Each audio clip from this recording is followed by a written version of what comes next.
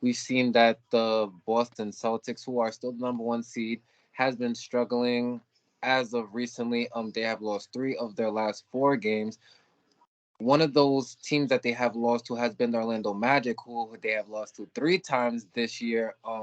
With teams like Milwaukee and Philadelphia surging right now and right on their heels, I would like to ask you: are the Celtics still the favorites to come out of the Eastern Conference?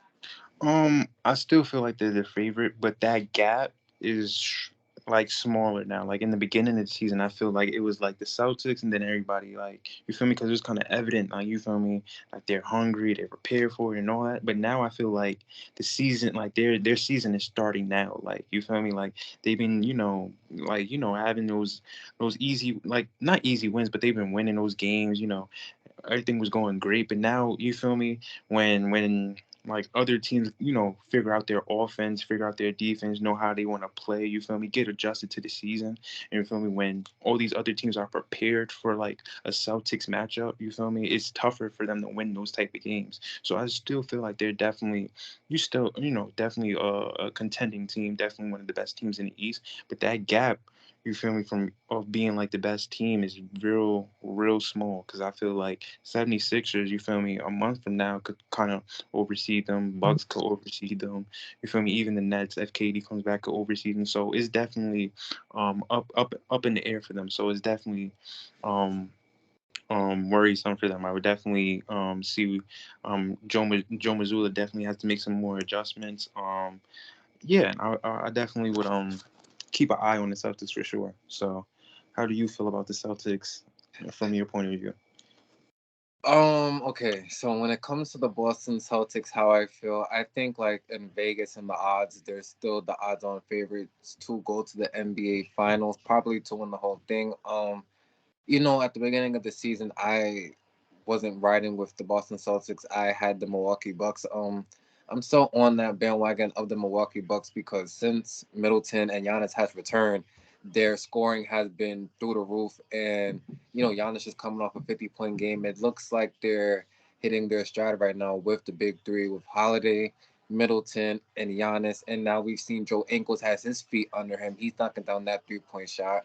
We also see that they're in trade talks with Jay Crowder, something that we'll get into later on into the show.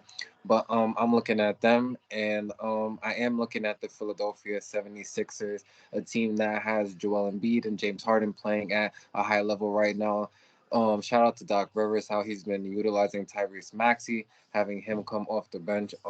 I've even seen Tobias Harris even look better as of recently. So I like what they're doing. But then I feel like we have like also the sleeper teams in the Eastern Conference, a la the Brooklyn Nets, a la the Cleveland Cavaliers, two teams that in a series I feel they can take those three top teams to 7 games. Hmm. Right. So sort of like what you was alluding to, just that gap.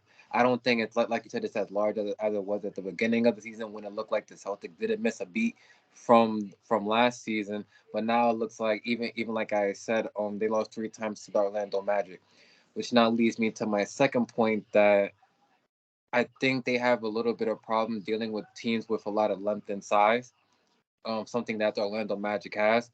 And we talked about the Philadelphia 76ers and the Milwaukee Bucks, and we know Giannis Antetokounmpo and Joel Embiid can be a problem for them. So even the Cleveland Cavaliers with Evan Mobley and Jared Allen, I don't think those are going to be great matches for them, which leads me to think, well, how I feel right now is that coming off his injury, and I'm talking about Robert Williams, I don't know if he's had the same impact that he's had last season, to where he was really that anchor down low. Maybe he's still kind of finding his niche and working his way back, but he just hasn't had that same impact. And I don't want that defense down low being like trusted by Al Horford. Shout out to Al Horford, but he's older in his career, and I'm not gonna rely on him defensively.